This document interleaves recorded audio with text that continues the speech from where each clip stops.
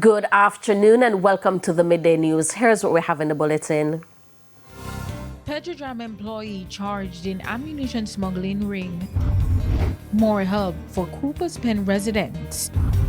And later in sports, Jamaica Kingsmen lose third straight game in CPL. Thank you for joining us. I'm Shamela Pulla and here are the details.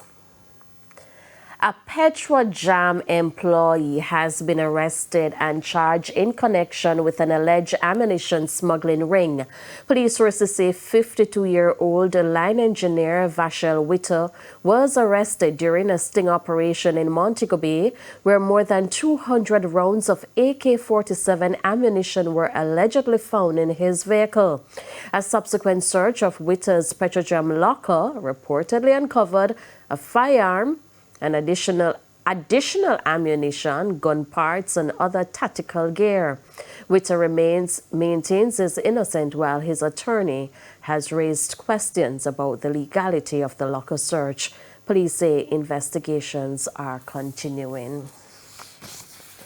The Ministry of Labour and Social Security says it is responding to residents in Cooper's Pen following this week's demolition exercise, but concerns remain with residents calling for their needs to be addressed.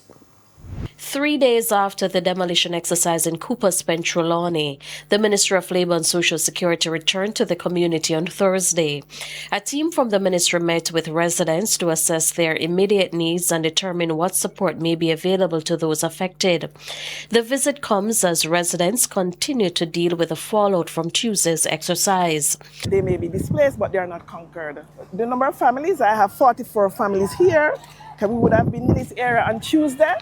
And we have 44 families, and there's a mixture. We have single families, nuclear families, extended families. Some persons are on PATH programs, some are NIS pensioners, some are disabled. A diverse set of persons are here, and it's our intention to help them. Because our ministry, quote unquote, is basically an umbrella organization. We touch every sphere of the Jamaican society. Food and toiletries have already been distributed to residents affected by the demolition exercise, but State Minister in the Ministry of Labour and Social Security, Donovan Williams, says more assistance is expected with priority being given to the most vulnerable residents. We are simultaneously doing the assessments and providing immediate relief as it is required. There are some mothers here. We discovered from our preliminary assessments that there are some young mothers here, babies. And so today we targeted those mothers and babies and provided some packages and assistance for them, things that they need for baby, along with water and hydrated supplies to keep them hydrated.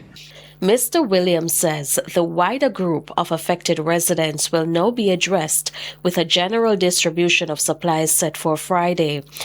He says arrangements are also being made to address the need for proper toilet facilities and access to water in the community. It is a multi-agency effort, and we have been in dialogue with the local government ministry and ODPEM, and that we have, in our assessment, discovered that there is a need.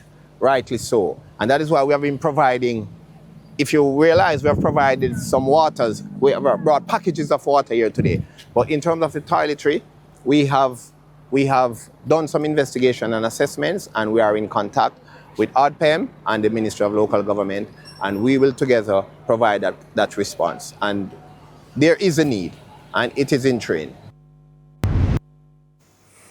And State Minister in the Ministry of Labour and Social Security, Donovan Williams, says residents who lost important documents, including birth certificates, in the exercise will be assisted in replacing them. Of course, and that is the reason why our parish manager is here today. And of course, she has already taken down and gathered all the data and the information. And over time, we will be pursuing, we will be resolving those issues as best as possible. We have gathered and we are taking down the information, and we will respond accordingly. And if I might add quickly, Minister, Yes. in terms of the documentation, whatever documentation that needs to be replaced, the parish office as well, working with the relevant authorities, will ensure that the documents are replaced. Attorney-at-law Rodine Richardson is warning residents that constructing concrete homes on land they do not legally own does not protect them from being removed.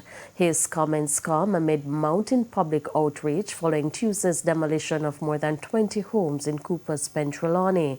Mr. Richardson says lawful property owners have the right to reclaim and exercise control over their land, even when occupants have built permanent structures on the property. I want to make it also clear that private doesn't mean big company alone. It also means the regular person who purchases a land. Whether it be a land for $1 million or $500,000, that is your privately owned property.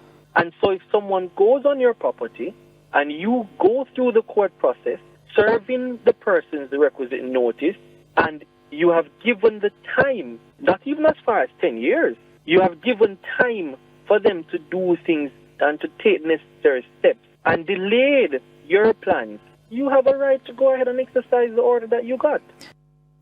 Mr. Richardson is also raising questions about whether negligence, poor oversight for a failure to properly resolve the land dispute may have been contributed to this situation in Cooper's Pen. I really wondered whether or not there was no notice entirely, or there was simply no notice in respect of the date of the demolition, because it's two different questions. Absolutely. Notice to say, all right, you need to leave.